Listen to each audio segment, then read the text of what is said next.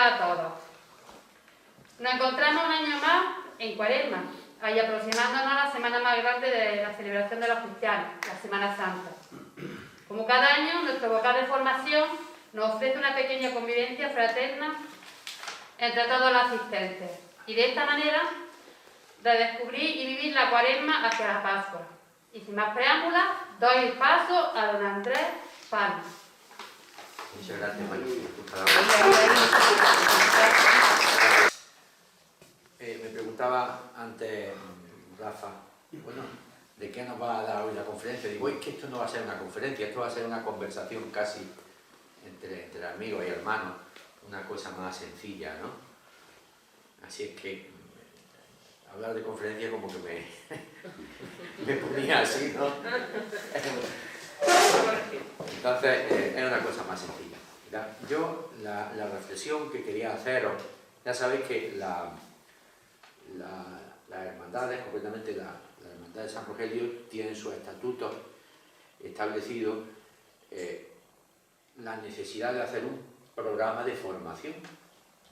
Entonces, hemos ido haciendo cosas, pero en ese programa de formación habría que estructurarlo un poco mejor y darle más contenido y hacer más cosas. Claro, los 2 años que llevamos, la verdad es que no nos han permitido hacer nada, ¿no?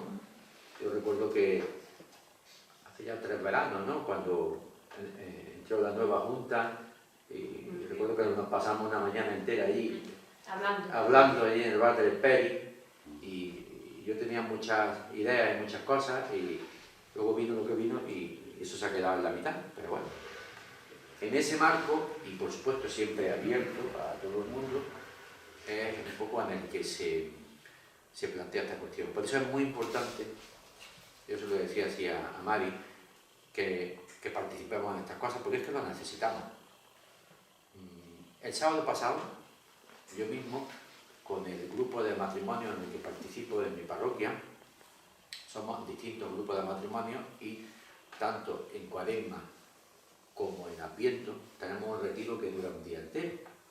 Entonces, el sábado pasado, parte de lo que os voy a decir me tocó a mí prepararlo y es lo que estuvimos reflexionando. Fue muy interesante porque estuvimos toda la mañana con un material, estas hojas que yo tengo aquí, las tenía cada uno, las pudieron ir leyendo, reflexionando, primero individualmente, luego en parejas, luego de 2 parejas en 2 parejas, y luego ya después de comer tuvimos una puesta en común de las 40 o 50 personas que estábamos.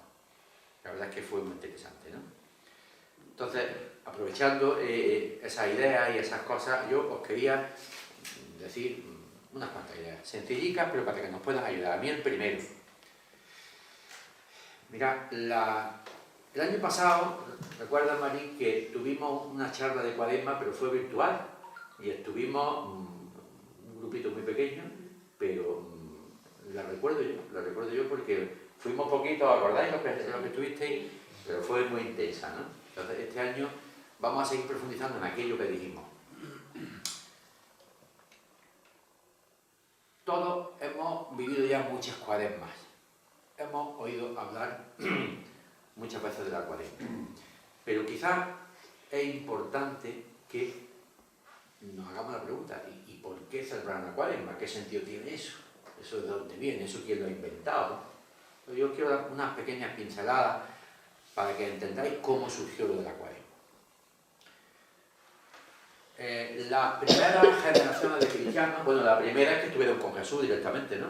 Lo oyeron, convivieron con él, vivieron su muerte, su pasión, su resurrección. Pero la segunda generación, los que llamaron a la puerta y dijeron, bueno, nosotros queremos ser como vosotros. ¿Ahora qué hacemos? Si ya no está Jesús entre nosotros, ya está de otra manera, pero ya no está físicamente. Entonces,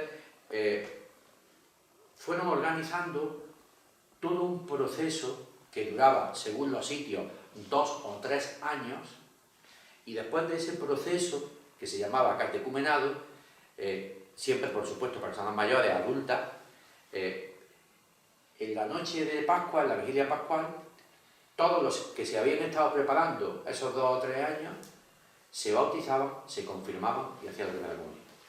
Todo ello. cuando llegó un momento en el que todo el mundo se fue haciendo cristiano, sobre todo porque a partir del año 380, claro, el Imperio Romano declaró el cristianismo religión oficial, pues todo el mundo se hizo cristiano. Entonces, claro, esto tuvo sus ventajas y tuvo sus inconvenientes. Era más fácil ser cristiano, los cristianos ya no eran perseguidos, los cristianos no cometían un delito por practicar una religión distinta a la religión oficial del Estado, pero también la gente llegaba a hacerse cristiano de cualquier manera. Y el resultado fue que mucha gente simplemente de pequeños los bautizaban. ¿Por qué? Pues porque ya todos los adultos estaban bautizados. Entonces ya el bautismo quedó para niños pequeños. Y como había un índice de mortalidad muy alto, se aconsejaba que los niños se bautizaran cuanto antes para que no se murieran sin estar bautizados. Bueno, pues esa costumbre no ha durado hasta antes de ayer. Yo creo que todos nosotros nos bautizaron a los pocos días, a las pocas semanas. O sea que, bueno, pues hemos pasado de eso, de que todo el mundo bautizaba a su hijo a los pocos días, a que mucha gente comenzó a retrasar el bautismo y en una tercera fase a no bautizarlo directamente. Entonces, en 30 años ha cambiado todo muchísimo. Entonces, en ese sentido es muy importante que entendamos el porqué de las cosas. Bueno, pues mirad, cuando aquellos que se estaban preparando para el bautismo en los primeros siglos llegaban los días anteriores a la Semana Santa, ellos hacían como una especie de retiro especial. Un retiro, unos ejercicios espirituales que duraban 40 días. ¿Por qué 40? Porque en la Biblia el número 40 significa tiempo especial para preparar algo muy importante que va a venir. Por ejemplo, los 40 días del diluvio universal fue un tiempo de catástrofe natural, de inundaciones, para preparar un nuevo tiempo. Por ejemplo, los 40 días que estuvo el pueblo de Israel dando vueltas por el desierto cuando se escaparon de Egipto antes de entrar en la tierra prometida. 40 años. Los 40 días que estuvo Jesús también en el desierto antes de empezar su vida pública. ¿Veis? O sea, en la Biblia, siempre que aparece la fecha 40, 40, 40 es porque va a pasar algo importante y tenemos que prepararlo. Bueno, pues a aquellos que tenían algo tan importante como su bautismo, el hacerse cristianos, al poco tiempo, les proponían un retiro de 40 días para profundizar en lo que iban a hacer y que fueran conscientes. Bueno, pues cuando todo el mundo estaba bautizado, y ya los que se bautizaban, como decía hace un momento, eran niños, pensaron que esos 40 días de preparación, en lugar de hacerlo solo los que se iban a bautizar, la cuaresma, que los hicieran todos los que ya estaban bautizados, simplemente para recordar su bautismo y para recordar lo que eso había supuesto en su vida.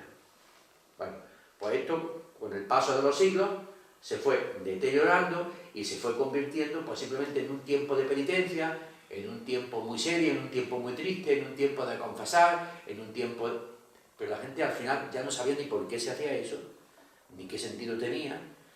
Si a eso le sumáis lo de la carne, lo del ayuno y tal, pues ya al final esto se quedó reducido a una serie de prácticas que se hacían sin ningún sentido y que el resultado final fue que mucha gente dejó de hacerlas.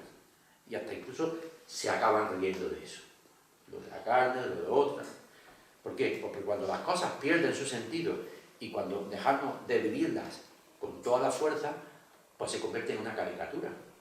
Claro, la cuaresma fue lo que sirvió al profeta Mahoma de modelo para crear el Ramadán. Vosotros sabéis que el profeta Mahoma escribe el libro del Corán en el año 620. Mahoma había conocido a los judíos. Mahoma vivía en lo que hoy es Arabia Saudí, en la Meca y en Medina. Y por allí había muchos judíos y había muchos cristianos. Entonces, Mahoma había conocido las costumbres de los judíos y las costumbres de los cristianos. Y de todo eso hizo una ensalada y le salió el Corán y muchas de las cosas que tienen los musulmanes. En el Corán se habla de la Virgen María, de los ángeles, de muchísimas cosas. Los lugares santos de los cristianos y de los judíos también son lugares santos para ellos, ¿no? Entonces, copiando la Cuaresma de los cristianos, él implanta el Ramadán. Y yo la verdad es que siento auténtica envidia cuando veo a gente que conozco que son musulmanes y que viven el Ramadán con una seriedad que te quedas pasmado. ¿Vosotros sabéis lo que es no comer ni beber nada desde que sale el sol hasta que se pone? Bueno, pues en Granada hay muchas miles de personas que lo hacen, ¿eh? Más de lo que os podéis imaginar. En la universidad tenemos alumnos musulmanes que comen todos los días en el comedor universitario y que como durante ese día no comen, pidieron tener una especie de cena en horario de tarde y te das cuenta de la cantidad de gente que hay. Esos estudiantes, pero hay muchísimos. Entonces, ¿qué me quiero decir? Que cuando nosotros hemos perdido el sentido de la Cuaresma, pues como que todo da igual, como que lo hacemos, no lo hacemos. Pues... Entonces, la idea que yo tenía era el ayudaros, y a mí el primero, a recordar qué es esto de la Cuaresma. ¿Por qué? Pues porque, mirad, esta fue, sin duda ninguna, una de las cosas que vivió con total intensidad San Rogelio. Los primeros cristianos vivían con mucha más autenticidad y con más exigencia que nosotros. Y en la época de San Rogelio, donde muchos que había por aquí, que antes eran cristianos y se cambiaron de chaqueta, buscando no pagar impuestos, buscando tener unos problemas para ascender socialmente, buscando en definitiva vivir mejor, ¿no? Pues esa fue una de las cosas que a él, digamos, le sublevaron por dentro y lo llevaron a meterse en un lío en Córdoba que le acabó costando la vida. Entonces, él fue un cristiano coherente que, entre otras cosas, se tomó en serio la Cuaresma y se tomó en serio todo lo que los cristianos vivimos y sentimos. Entonces, en ese sentido, me parece que es muy oportuno que la hermandad de nuestro patrón podamos reflexionar sobre algo que él vivió y que nos enseñó a vivir, en definitiva, ¿no? Bueno, ¿qué hacían los cristianos en la Cuaresma? Pues mira, hacían distintas cosas. La primera que hacían era reunirse como nosotros estamos, porque eran grupitos pequeños, con una persona que los acompañaba, que recibía el nombre de catequista. El catequista era una persona que servía un poco de guía y de apoyo, no a niños, sino a adultos, acompañado por el obispo. Entonces, había pocos curas todavía, porque había pocas comunidades, y el obispo era el que estaba siempre cuidándolo todo, ¿no? Entonces, era el obispo el último responsable de hacer lo que yo estoy haciendo, y como él tenía otras cosas que hacer, tenía uno o dos catequistas que se encargaban de esta cosa. Bueno, pues los catequistas, ¿qué hacían? Pues enseñaban a aquella gente a conocer la palabra de Dios. Vamos a hacer un pequeño ejemplo de las cosas que hacían para conocer la palabra de Dios. ¿Por qué? Porque el objetivo, ¿cuál era? El objetivo era que aquella gente que se estaba preparando pudieran tener un encuentro con el Señor lo mismo que el que ellos habían tenido.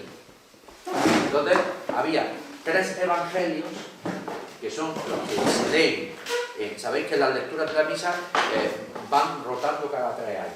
Ciclo A, B y C. Bueno, pues en el ciclo A están los evangelios que se usaban como material de catequesis para los catecúmenos. Eran 3 evangelios tomados del mismo evangelio de San Juan. Bueno, eran 4, pero yo me voy a fijar en 3 que son historias muy interesantes. Uno es la historia del encuentro de Jesús con la samaritana. Otra es la historia del encuentro de Jesús con el ciego de nacimiento. Y otra, el encuentro de Jesús con su amigo Lázaro y sus hermanas Marta y María. Bueno, pues esas 3 historias que a nosotros nos puede parecer que son pues, cosas que pasaron y que no tienen nada que ver con nosotros, eran, digamos, la experiencia que los catequistas le proponían a aquellos que se estaban preparando para hacerse cristianos, para que ellos pudieran tener una experiencia de encuentro personal con el Señor. Esto de ser cristiano, y en este tiempo yo creo que lo tenemos que entender mejor que nunca, no es tener unos ritos, tener unas tradiciones, tener unas costumbres, no. Esto al final se reduce a una cosa, ¿sabéis? Yo esto lo tengo clarísimo. Si cada uno de nosotros, en un momento de nuestra vida, nos hemos encontrado con el Señor, de verdad, el Señor nos ha cambiado la vida y ya somos distintos. Y fijaros si eso se lo tomaban ellos en serio, que cuando se bautizaban se cambiaban el nombre. ¿Por qué? Porque yo, después de mi encuentro con el Señor, ya no soy el de antes. Por eso me cambio el nombre. Hoy, como los niños no tienen nombre, se le pone, y el efecto del cambio de nombre, pues pasa absolutamente desapercibido. Pero es que entonces se cambiaban el nombre. Entonces, yo voy a leer algo que habéis oído muchas veces y que os propongo que hagáis un viaje en el tiempo como si estuviéramos allí. ¿Cuál es la escena? La escena es un pozo, imaginaos cómo son los pueblos de Israel, pueblos medio desiertos, con 4 palmeras y 4 higueras y 4 pozos donde la gente saca agua. Un pozo en el que decían los judíos que Jacob, sabéis que era uno de los antiguos personajes de Israel, sacaba agua. Era un pozo como que tenía propiedades especiales. Luego había otro problema. En la época en la que pasa esta historia, Israel está dividido en dos. Arriba estaban los catalanes y abajo los andaluces, no, al revés. Arriba estaban los samaritanos y abajo estaban los judíos, y no se hablaban. Hombre, nosotros con los catalanes nos seguimos hablando, gracias a Dios, ¿no? Aunque yo tengo algún amigo que ya le cuesta trabajo, no hablamos, ¿eh? Sí. Sabes que yo me pasé 2 años, los 2 últimos años de estudio, y es una pena, pero bueno, el ídolo de la política y del nacionalismo destruye las amistades y destruye muchas cosas. Bueno, pues esto había pasado ahí. Los samaritanos practicaban su religión de una manera y los judíos de otra, y el resultado es que no se hablaban. Los judíos y los samaritanos no se trataban. Y menos un judío tratar a una mujer samaritana. Las mujeres ya estaban absolutamente despreciadas. En aquella época, y no molesté a las mujeres porque esto no lo digo yo, esto es lo que pasaba entonces, dudaban si la mujer era un ser humano exactamente igual que el hombre, o era una cosa intermedia. Es que era una cosa. Sí, no, lo decían así. ¿O goce? Sí, era así, ¿eh? Fijaros, el cristianismo acabó con todo eso, pero en aquella época, en el judaísmo, esto era una mentalidad. Porque es un hombre, y además un hombre que pudiera rozarse o tocarse con una mujer que tenía el periodo, quedaba impuro, ella y él. A pesar de eso, en el Antiguo Testamento aparecen heroínas como la reina Esther, y que también resaltan la figura de la mujer. Rompen todo ese esquema, por eso llamaron tanto la atención, porque eran mujeres que no ocupaban el papel especial. Por ejemplo, hago un pequeño paréntesis, que esto también conviene aclararlo. Mirad, el tema de la virginidad de la Virgen, la gente se cree que eso de ser virgen es simplemente que no tiene relaciones sexuales, que no tiene el himen roto, porque no, es una cosa mucho más profunda que todo eso. La mujer, hasta que se casaba, dependía de su padre, y cuando se casaba, dependía del marido. O sea, una mujer no podía hacer vida libre de ninguna manera. Pero que eso ha pasado hasta en España hasta el 70 y... Efectivamente. Y las mujeres, para sacar dinero del banco, tenían que llevar la autorización del marido, ¿no?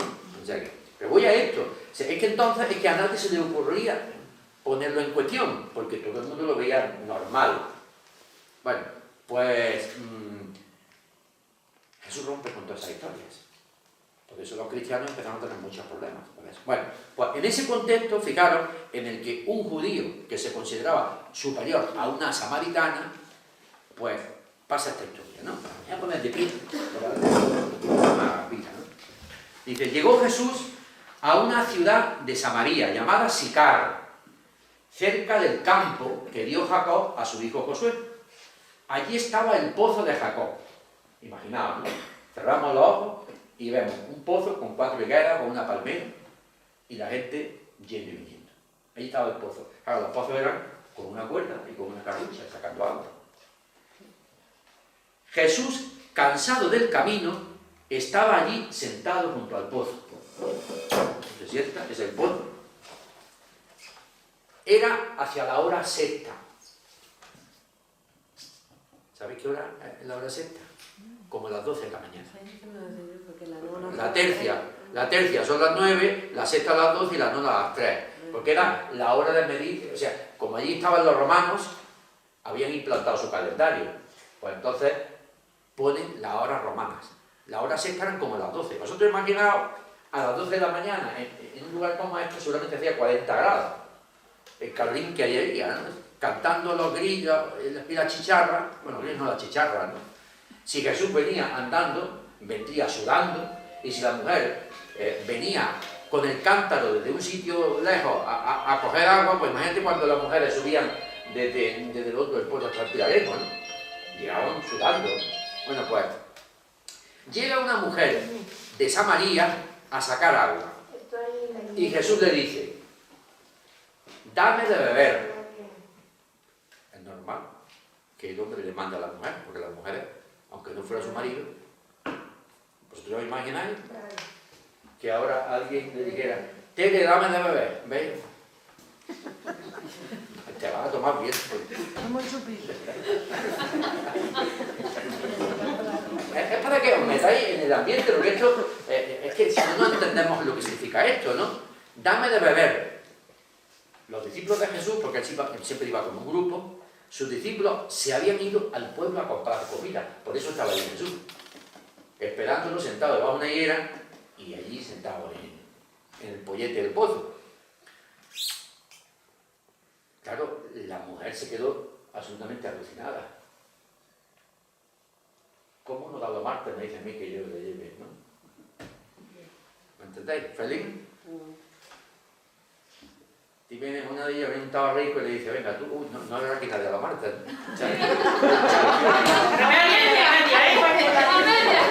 Vamos a liar. Bueno, eso ya menos mal, que eso ya está más suave. Eso ya pasó.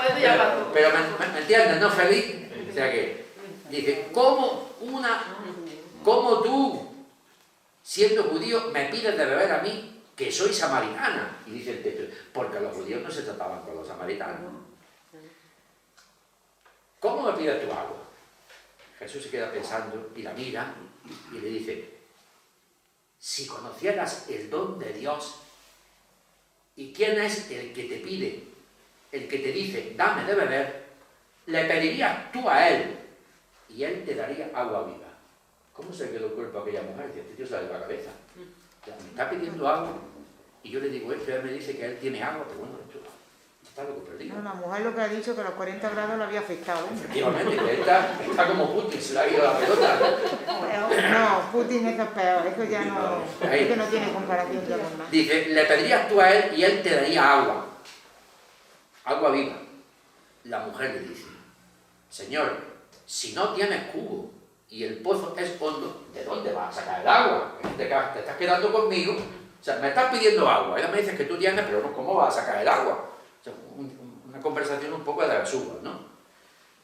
¿Eres tú más que nuestro padre Jacob, que nos dio este pozo y de él bebieron él y sus hijos? ¿Qué te crees tú? O sea, ¿tú que vas a sacar el agua de otro pozo? ¿Cómo es esto? Vale, te estás quedando conmigo, esto. Y Jesús le contestó: el que bebe de este agua vuelve a tener sed, pero el que beba del agua que yo le daré nunca más tendrá sed, porque el agua que yo le daré se convertirá dentro de él en un surtidor de agua que salta hasta la vida eterna. La mujer le dice: Señor, dame ese agua, así no tendré más sed ni tendré que venir aquí con el cántaro a sacarla, porque era todos los días un par de viajes. Y Jesús le dice: anda, llama a tu marido y vuelve.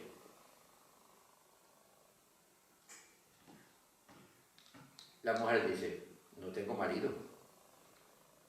Le dice Jesús: tienes razón, no tienes marido. Has tenido 5 y el de ahora no es tu marido. O sea, la cosa se complica, ¿no? Vamos, que la mujer estaba viendo la tele, ¿no? No, bien.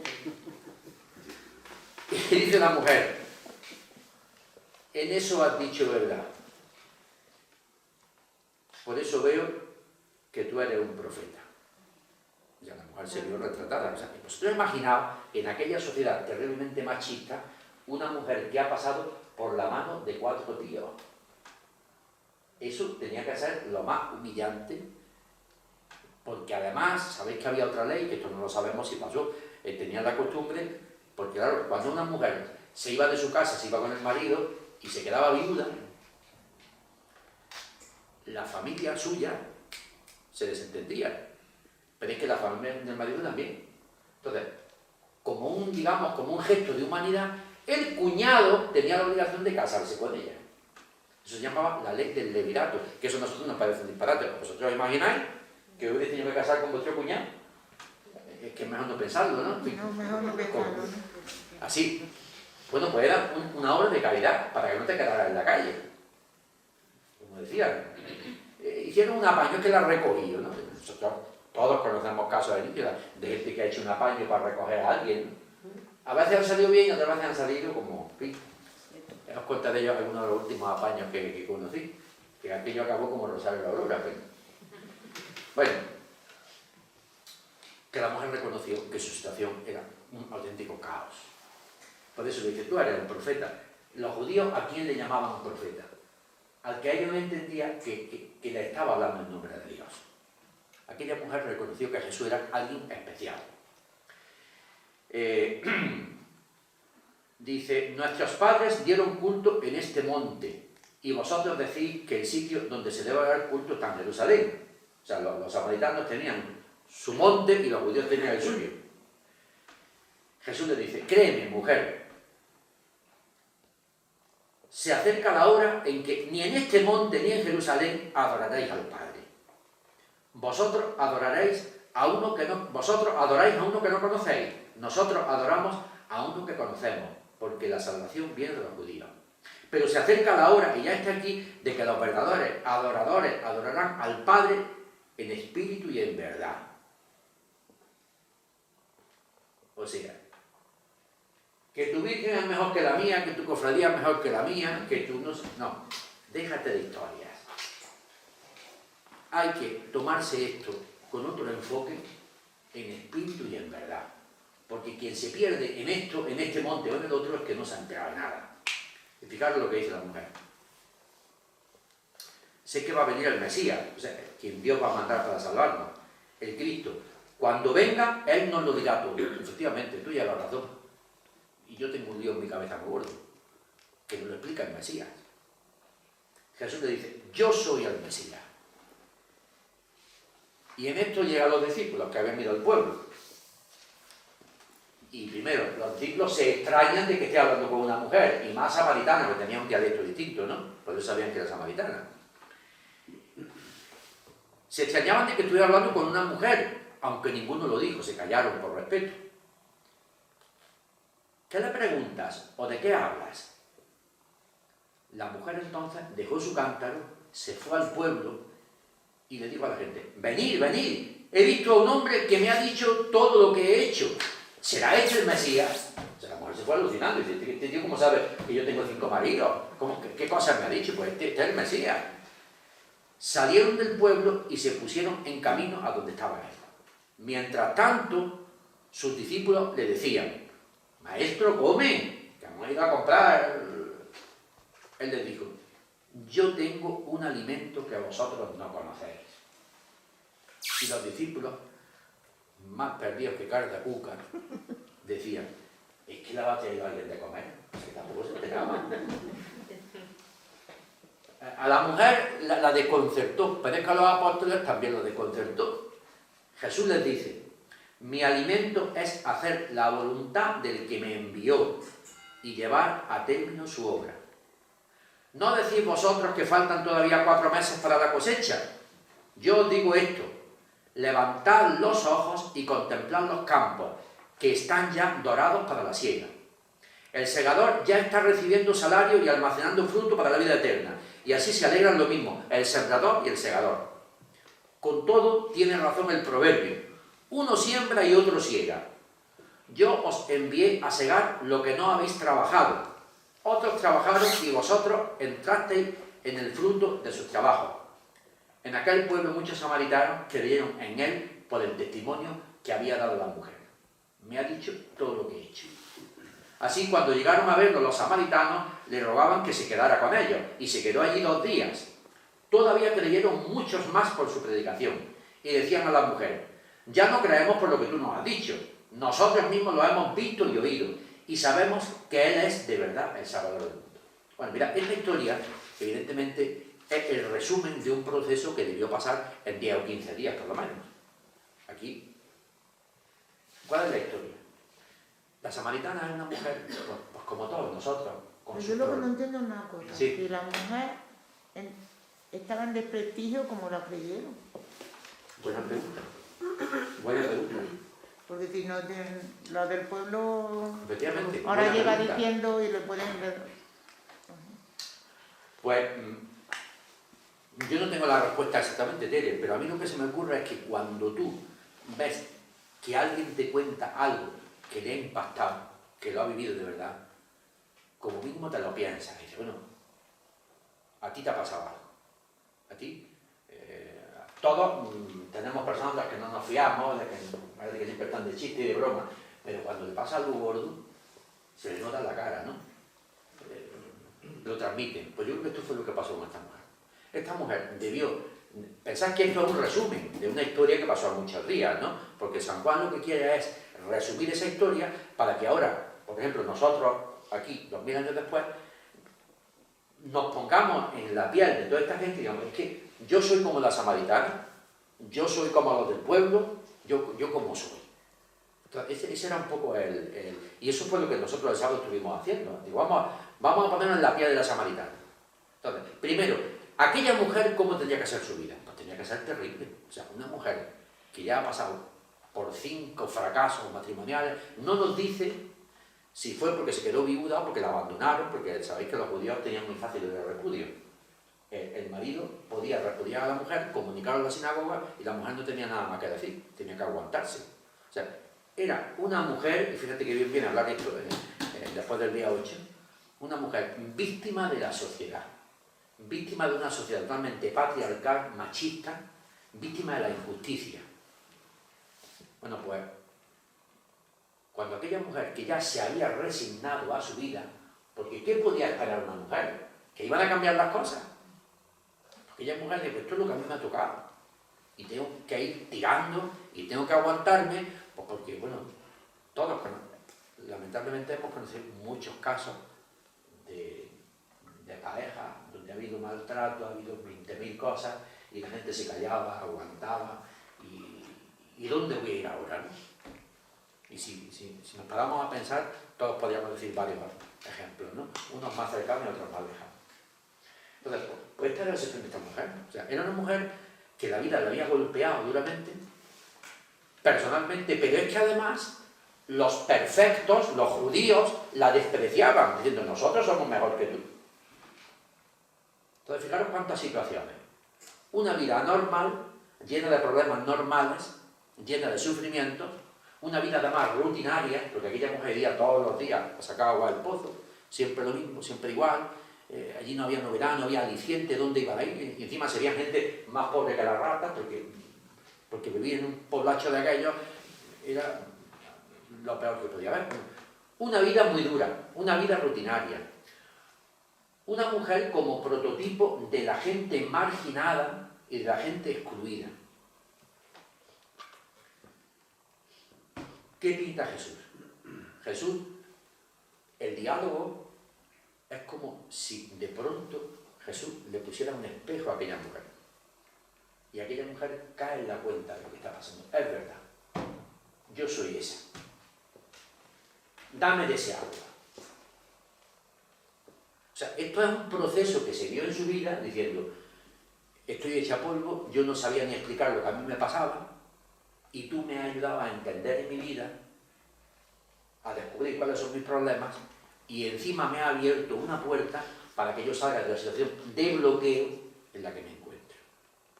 Dame de ese agua para que no tenga más sed, o de otra manera, dame de ese agua para que no tenga que venir aquí. ¿Qué significa eso? Dame de ese agua para que mi vida empiece a tener sentido. Para que yo empiece a descubrir que cuando me levanto por la mañana, las cosas que hago, tengo razones para hacerlas. que deje de sentirme una desgraciada, que recupere, fijaros, mi dignidad de mujer y de persona. Entonces, consecuencias prácticas. Yo lo digo lo que pensaba para mí, ¿no? Yo me conozco a mí mismo. Yo he hecho un diagnóstico adecuado en mi vida.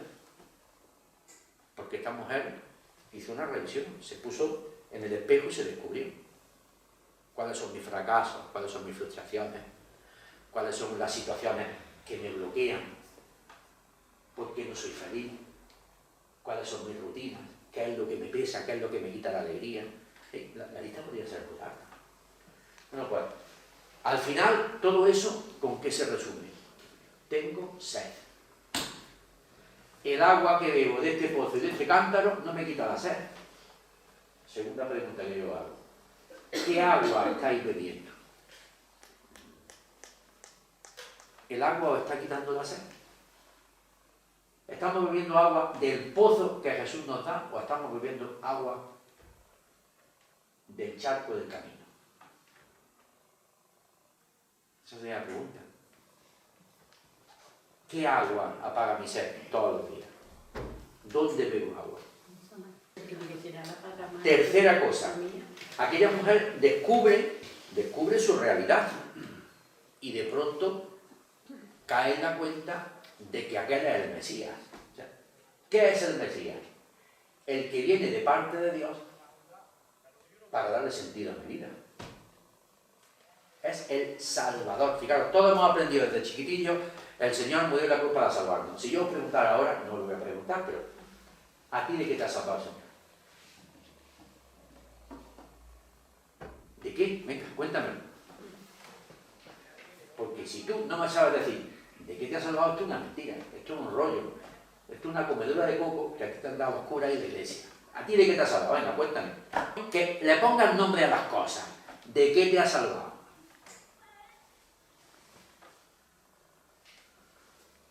Os pondría un apuro, ¿no? Sí.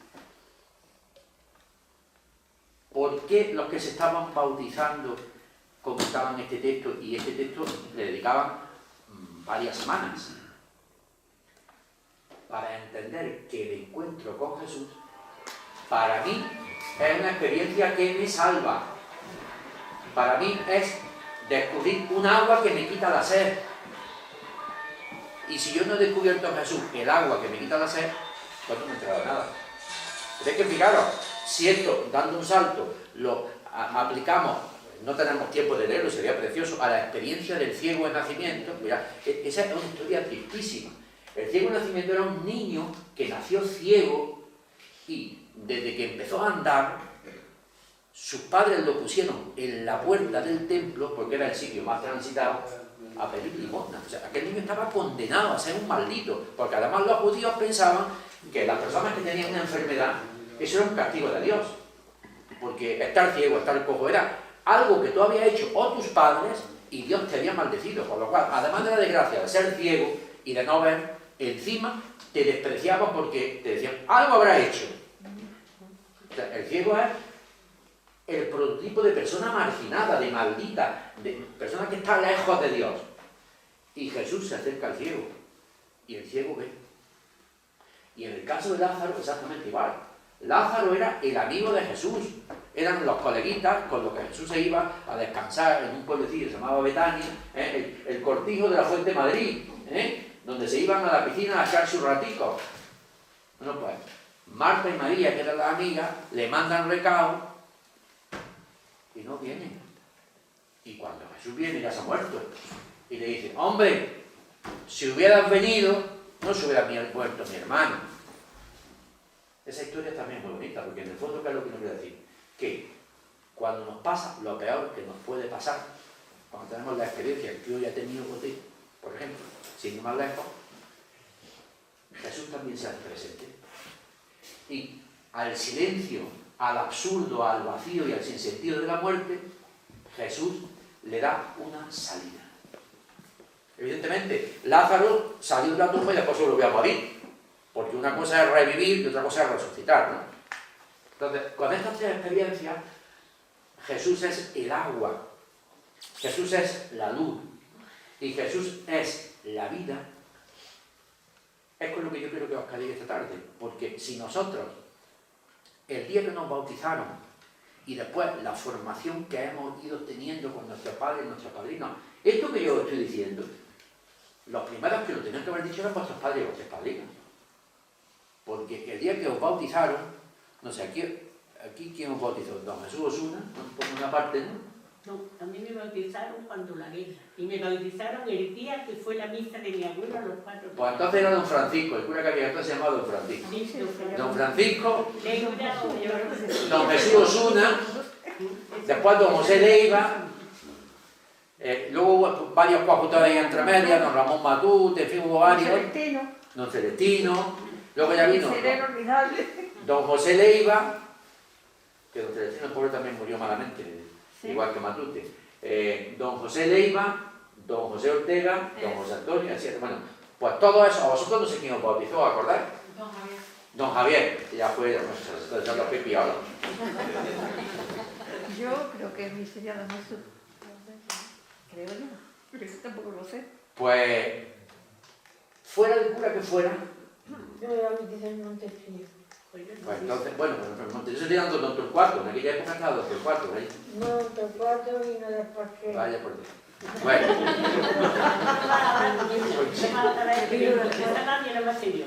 bueno, a lo que voy, que el que fuera, le preguntó a vuestros padres y padrinos, hombre, a los más mayores se lo preguntó en latín, y respondía el sacristán, respondía el monaguillo, pero a los más jovencitos ya se lo decía en castellano, alto y claro. Al bautizar a estos niños, a estas niñas, os comprometéis a educar en la fe, ¿lo sabéis? Sí, sí, lo sabemos. A los padrinos. Padrinos, ¿sabéis que os comprometéis a apoyar a los padres en esta tarea? Sí, sí, lo sabemos. Y él me da una gana de decir, mentirosos, pedazos de mentirosos, que no habéis cumplido con vuestra promesa. Mi madrina fue tu abuela, Mari. Mi abuela María. Bueno,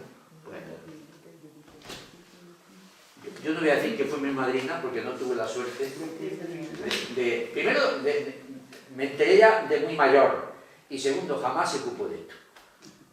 Y yo siempre... Pero si es que antes no se ocupaba. Claro, ¿por qué? Pero ¿y ahora? Pues porque se daba por supuesto que todo el mundo era bueno. ¿Me explico? Porque todo el mundo tenía esto muy claro, todo el mundo tal, todo el mundo... Y aquí la única preocupación, y yo este monaguillo me acuerdo, era que don José Leira le echaba a los niños sal. Échale usted sal, que sea saladico el muchacho. Y luego con el salero que, ¿os acordáis, Fede? ¿Tú te acuerdas? Un salerillo que había, y lo llevábamos allí, y entonces don José Leira le echaba, o después échale usted sal, que sea salado. Y ahí acababa toda la historia. Y luego el padrino echaba mejor unos duros allí, y los primeros que se tiraban cómodos para los monaguillos, porque estábamos más tiesos siempre que a veces pillábamos algo.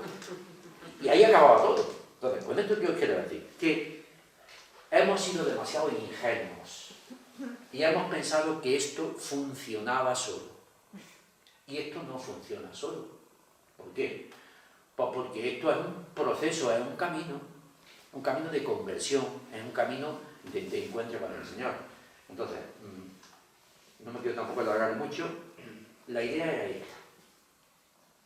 Darnos cuenta de que esta cuaresma, la que empezamos y llevamos 2 domingos, es un momento para que nosotros nos planteemos si hemos descubierto, primero, que tenemos sed y que Jesús es la agua que nos paga la sed. Segundo, si nos falta luz y Jesús es la luz que nos ilumina. Y si ahora hemos muerto y Jesús es quien nos saca de la tumba. Y entonces estaremos viviendo la cuaresma. Y para descubrir todo eso hace falta tener un ratico de oración todos los días. Por eso a los de la Junta os he mandado esta mañana un ratico de oración, 7 minutos, son 7 minutos, que nos ayudan a ponernos en sintonía, ¿no? O sea que si no buscamos el wifi del sitio, no tenemos internet.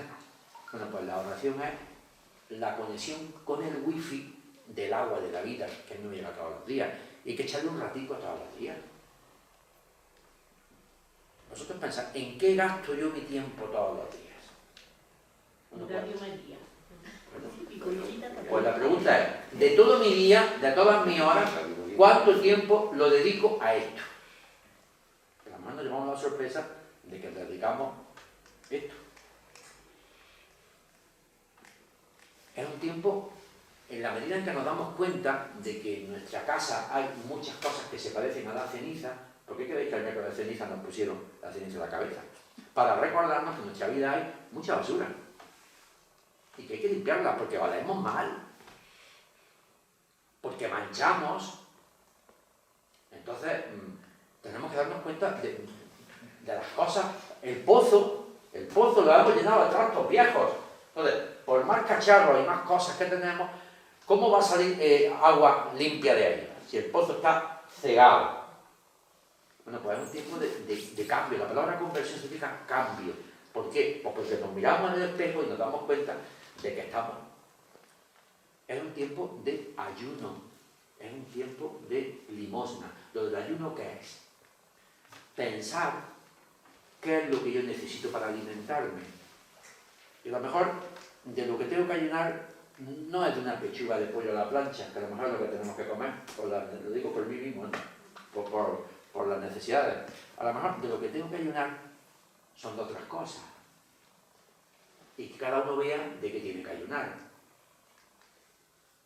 Ayunarme es quitarme lo que me sobra para estar más ligero y estar en conexión con esto. Que cada uno vea qué es lo que le sobra. Y eso que a mí me sobra, no lo guardo para tener más, sino que lo comparto. Imagina lo bonito que sería que todos los cristianos de la parroquia dijéramos, de lo mío, que me lo he quitado, lo he puesto en la bolsa de Cáritas. Y ahora, la bolsa de Cáritas de la parroquia tiene posibles para ayudar a gente que lo está pasando muy mal. Eso es lo interesante que sería. Los cristianos de Hiera son capaces de hacerse cargo de un par de familias de Ucrania, a las que las vamos a buscar, familias, madres con niños, porque los padres se han quedado ahí. Imaginaos qué coherencia sería decir, en nuestra vida el Señor está siendo agua que nos quita la sed, siendo luz que nos ilumina y siendo fuerza que nos arranca de la tumba, y se nota en que hemos sido capaces de darle vida a dos madres con 2 o 3 niños, que le hemos buscado una casa, que ante todo le estamos ayudando y le estamos sosteniendo en un momento en el que si nosotros nos encontráramos como ellos están, nos gustaría que lo hicieran. Así se nos nota que nos estamos convirtiendo. Si no hacemos nada de eso, pues al final, ¿sabéis qué digo? Y me refiero a la gente joven, que nadie nos toma en serio. Esto es una cosa de viejo, esto es una cosa de aburrido, esto es un coñazo. Porque ¿a quién vamos a atraer nosotros con este tipo de cosas? A ver, la gente más joven. Eso es lo que nos dicen. Mi alumno de la facultad me dice, profe, es que la iglesia es un rollo. No hay más que viejo. Aquello, además parece un museo, aquello. Hace frío, la gente está distante, no se conocen, y luego ya si te sacan la pedrastia del otro, ya para ahí vámonos, ¿no? Entonces, se nos tiene que notar. Tú decías, Tere, ¿y aquella mujer cómo se la tomaron en serio? Pues yo lo decía la copla, se te nota en la mirada, ¿no? Entonces, si a nosotros nos miran, ¿qué ven? ¿Ven algo distinto? Si nosotros que estamos en la hermandad de San Rogelio y la del Santísimo, cuando nos miran, tendrían que ver Rogelio en nuestra cara. Un hombre que pasó por la vida haciendo el bien, y por eso estamos aquí, por eso lo recordamos. Eso es. Y cuando tú te das cuenta de que te va mejor haciendo eso y te sientes mejor, te das cuenta, es que estoy experimentando una salvación. Porque es lo del Evangelio, sea más feliz dando que recibiendo, pero hay que experimentarlo. Y bueno, cuando lleguemos a la Pascua, ¿qué es la Pascua? Pues pasar de la muerte a la vida. Estamos como entrenados, y la noche de Pascua es la gran experiencia en la que vivimos todo esto como algo que ha pasado en mi vida. Y decimos, aleluya, de verdad, Jesús ha resucitado. Y ha resucitado en mí. Y mi cara alumbra algo. Bueno, no sé qué os parece, yo no eran muchas más cosas las que os tenía que decir. Ya está muy bien. Pues yo es lo que estoy intentando vivir estos días de Cuaresma, ¿no? Estos días, ¿no? Pues no sé, que cada uno vea lo que el Señor le dice, porque aquí no hay medidas unitarias, y cada uno verá si lo que necesita es agua, si lo que necesita es luz, si lo que necesita es que desoriente un poco el olor a muerto. En fin, eso ya cada uno verá dónde está, pero en cualquier caso, como decía antes José Luis, esto es un camino, como no era Madrid, yo decía, perdón, es un camino, y en los caminos salimos de un sitio y vamos a otro. O sea, no podemos pasar esta cuaresma estando sentados en la misma silla. La cuaresma es para movernos. Cuando hacemos el Vía Crucis, los viernes de cuaresma, lo que estamos diciendo es, me estoy moviendo con el Señor. No estoy quieto, el Señor mueve mi vida. Y por mal que está, y fíjate, si estaba mal Lázaro, que estaba muerto y enterrado, y olía, que llevaba 3 días allí, ¿se puede estar peor que Lázaro? O sea, por muy mal que estemos, el Señor toca nuestra herida, toca nuestra ceguera y da agua a nuestra sed. Pues yo eso es lo que le pido al Señor, primero por mí, que me lo dé, porque es muy fácil. Yo al final estoy acostumbrado a hablar de estas cosas siempre y decirlas, pero lo que se trata es de que las vivamos. Entonces, la verdad, no os podéis imaginar, para mí siempre es un gusto muy grande estar con vosotros, porque para mí lo más grande que tengo en mi vida es la fe. Ya, supongo que os acordáis lo que dije el día del entierro de mi madre. Yo siempre le doy gracias a Dios porque ella me dejó 2 grandes herencias. La primera es que me enseñó a creer a la manera como entonces hacían las cosas, y me enseñó a servir. Que nosotros íbamos a un chámbara y es verdad.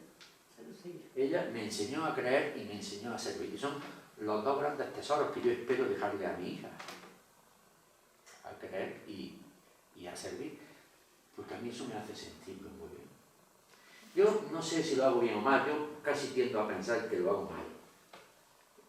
Lo único que a mí de vez en cuando es como una lucecita, es que cuando los alumnos a veces vienen a mi despacho de la facultad, muchas veces me dicen esto, profesor, es que usted es distinto.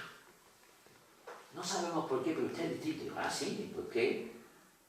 Digo, pero soy blanco, ¿no? Soy tal. No, usted es distinto. Ya me tengo un poco a broma. Entonces, algo verán, ¿no? Digo yo. Pues, Feli, estamos serios, me cachen 10.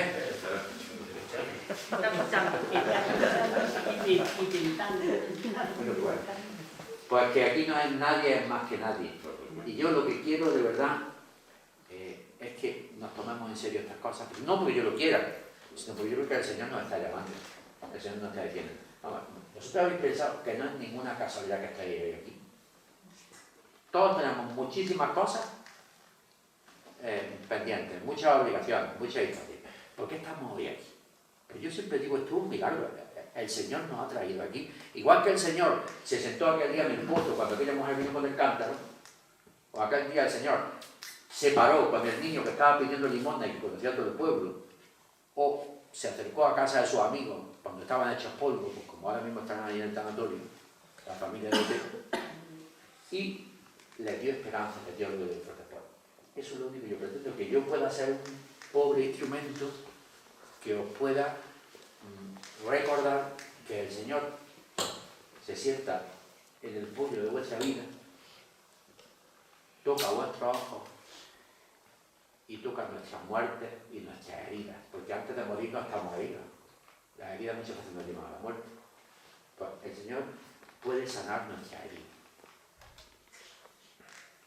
Bueno, no sé.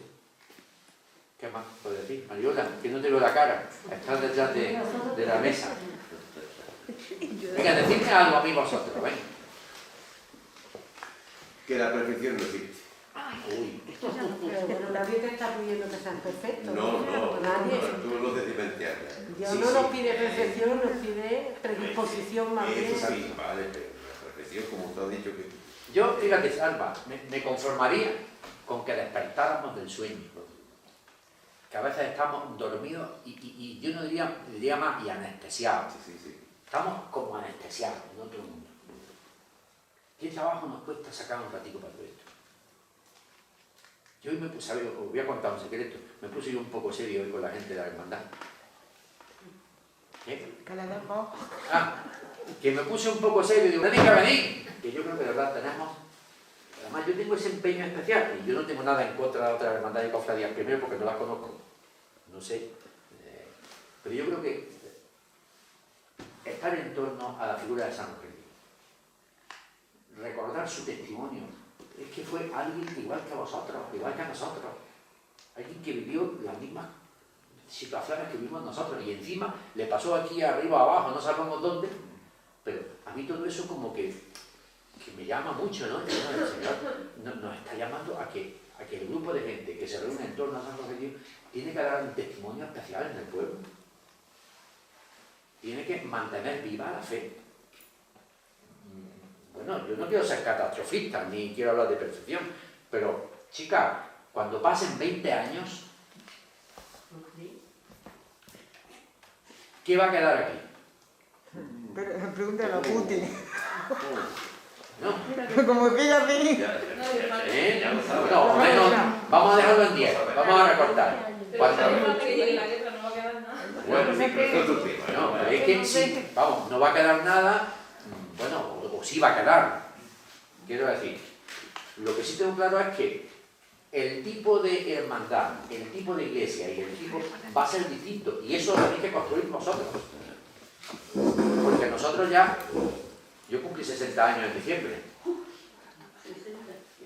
Con lo cual yo ya, mi recorrido, ¿no? Nuestro recorrido ya es más limitado que el vuestro, ¿no? Yo podré estar aquí acompañando y diciendo ya, pero el futuro es vuestro.